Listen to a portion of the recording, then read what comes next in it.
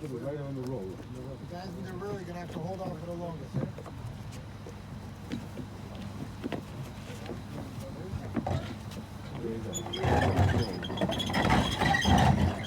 Now, girl, gather by the tight.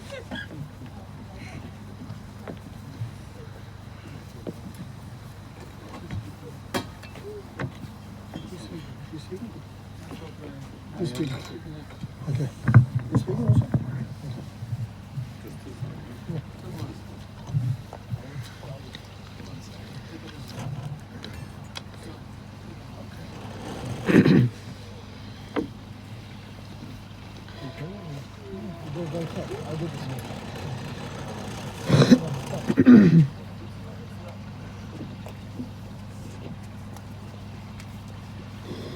That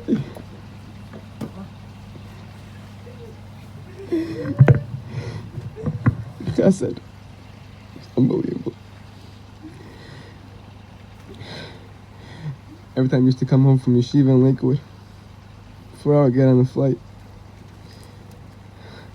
he'd tell me, call me when I'm about the gate.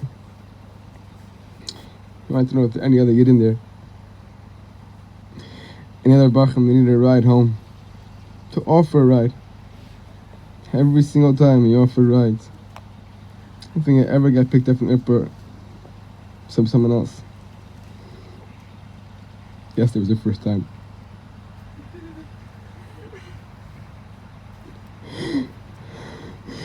Even last year, after Yom Kippur, when I was coming home, I called from the airport. The two bachim needed a ride. He's like, fine, tell them I'll bring them home. And he still kept picking up with the same smile. Only after he told me that our uncle, his brother, was nifter. He didn't mention anything. He had the same smile he picked me up. Wish them have a good Beis Manim, enjoy Beis Manim, refresh up for next month. Chesed was outstanding. Every Motzei Shabbos, when there was a lot of svarim in the shul, he used to tell me, go clean up the svarim, Sdarim, Chumashim. Even though I was 8 years old, I remember after laning, he used to tell me, go around the shul, go around Middle Torah, collect all the Chumashim. Even last year, I remember he used to help out himself, bring Gemaras, Mishnayos back to his farm trunk. This past Pesach, last winter when I was deciding if I should come home, even after the whole kufa started, he kept on telling me, it's good, stay in Eretz Yisrael, steig more, and be able to go to Kaisa when it opens up. You know, he really wanted me to come home and be with the family.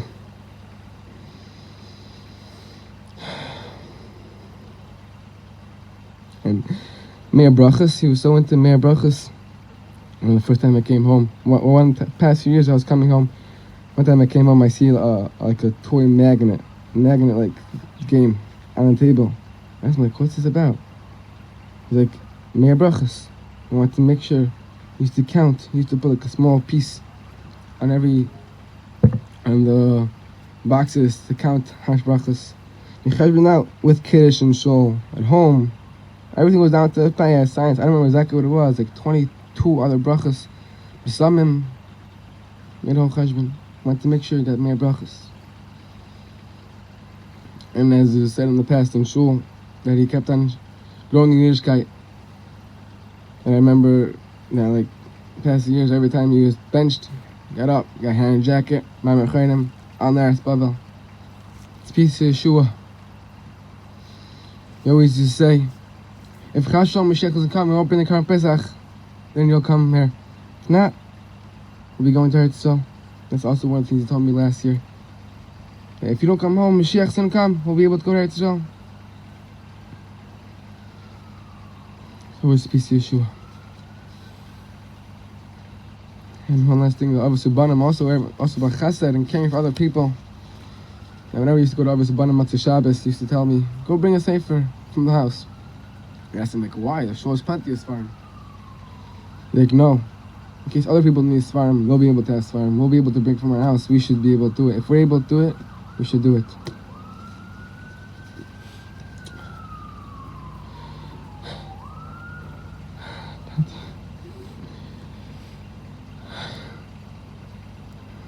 Please be a meditation for our family. I'll be able to find the shidduch at the right time. Siblings. It's so hard to have a chasna without you. Hope the Hashem at the right time. Be on Moaz Netzach. From Hashem to Melach Kopanim. Amen.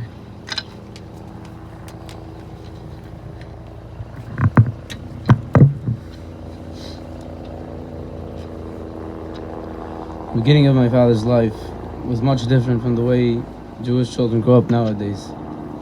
He was born in a small city, Benton Harbor, Michigan, and he had 2 brothers. There was no Jewish day schools, so he attended public school and went to Hebrew school afterwards. However, his father, Alav Shalom, was the one that taught him his davening. Like all kids, he enjoyed playing with his friends, as he told me that he and his brothers, with some friends, would often play baseball in their backyard, using the trees as bases.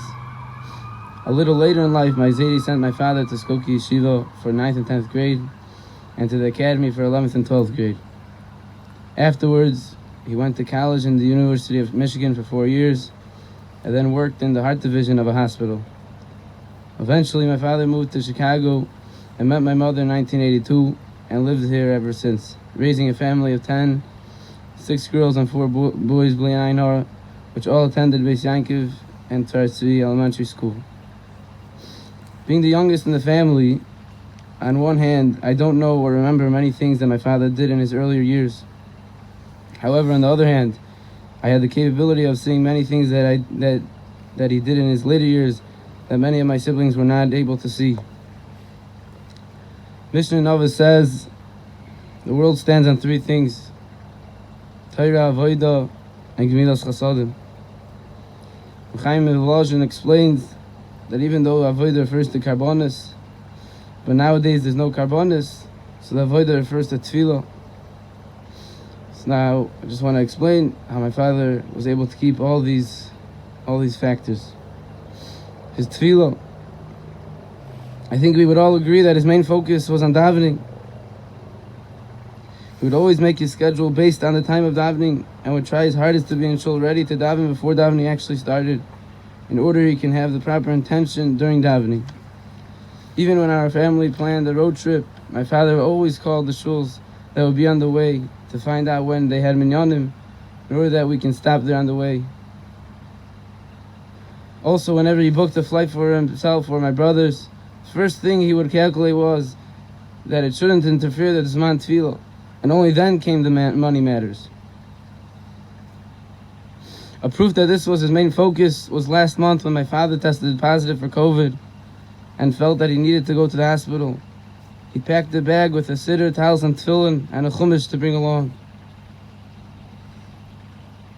His learning.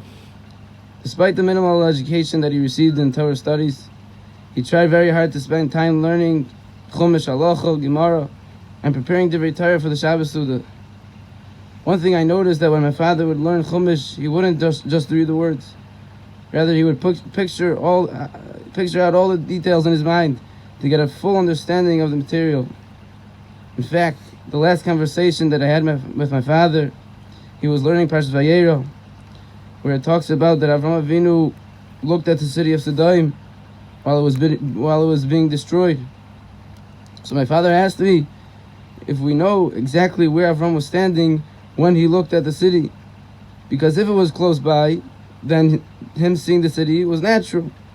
But if Avraham Avinu was far away, that meant that his seeing was really through an ace. There was a time that my father decided that he wants to start learning Maseches Yevamos. So he got recordings from a Rebbe that explained the Gemara with some of the Farshim, so he could listen to it on his free time. And he wasn't satisfied just learning it once. Rather, he reviewed it again and again, until he was certain that he understood it clearly. His chesed. Some people do chesed to get honored, But with my father, the opposite was true. He always looked out for ways to do chesed for people in ways that they wouldn't know it was from him. And because of that, if you would look at him, you may not see any greatness. However, the truth was hidden. His chesed to the family was always number one priority, and he would fix and do house projects when he had time. He also helped the community in many ways, like delivering meals to patients in hospitals, and he would often tell us the many things that he did to ensure that the package would be given to the patients, despite the fact that many hospitals did not allow him to go to the room. He would also point out to us the hashgacha pratis that he saw while doing these deliveries, and there was nothing comparable to the shine of the smile on his face, knowing that he was able to help another yid. There's definitely much more to say about my father, but at least me and all my siblings should know what type of father we were zeichet to have, to nurture and to guide us through life, and we should all learn from him to continue our lives in Torah and Tefillah and Gemilas Chasadim. May our father be a Me'etz Yosef for all our children, grandchildren, and Klal Yisrael. May we be zeichet to see B'nai B'meisa Migdash B'mehera V'meinu. Amen.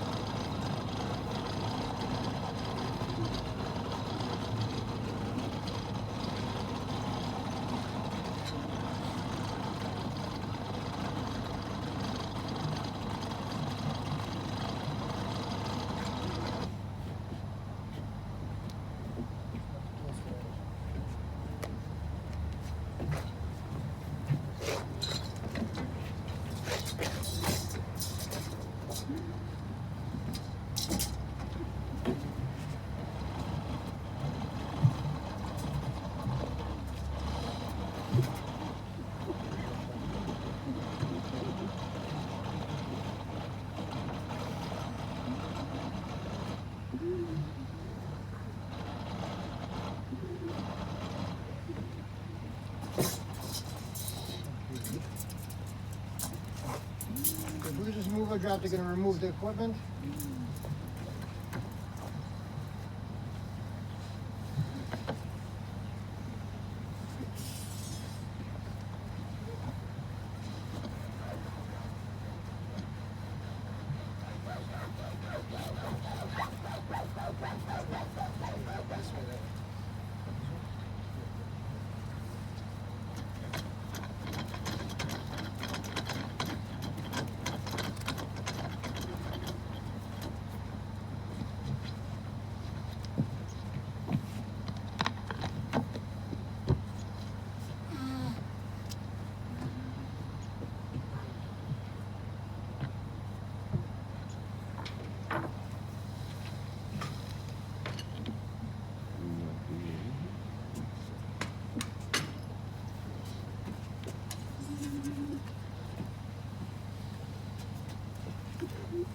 We'll put a little earth and then we'll put the cover on.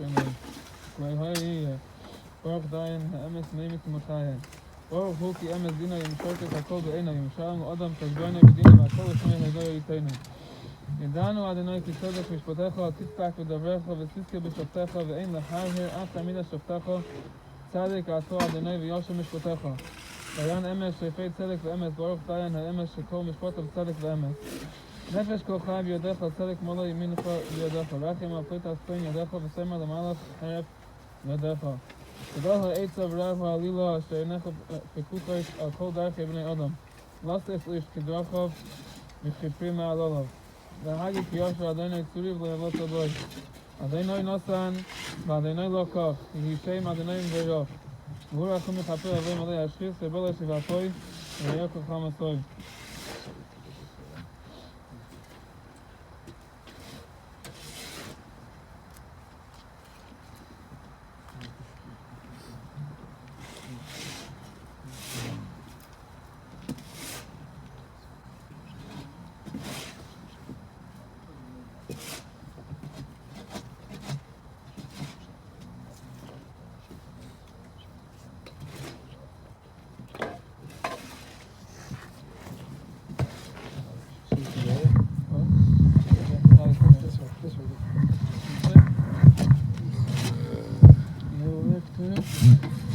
יסקדל ויסקדש שמי נבו ולמודיהו אסיל יסחדתו ולאחיו ניסיו ולעסוק לחיי עולמו ולבבני קרתו דירושני ולשכלל היכלי וגבו ולמעקר פולחנו נופרו מערו ולסבו פולחנו דשמיא לעשרו וימליך קודשו ברכו במלכוסי מקורי וחיי חיינו ויומי חיינו וחיי דכל בית ישראל בגולו בזמן קריב ואמרו אמן יהי שמי רבו מבורך לעולם ומעל ומעיו יספרך וישתבח ויספר ויסמם ויסנשא Yisadar, Yisalev, Yisalosh, Shemech Nikudusha Brichu.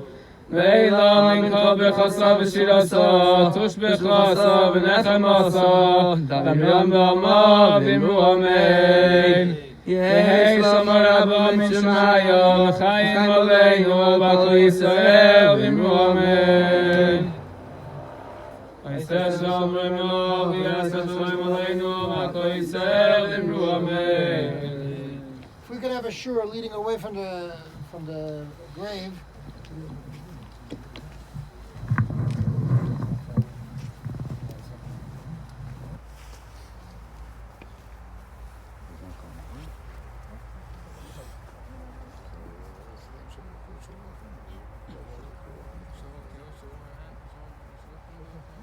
If we can form a shura right here, yeah, you gotta change your shoes now.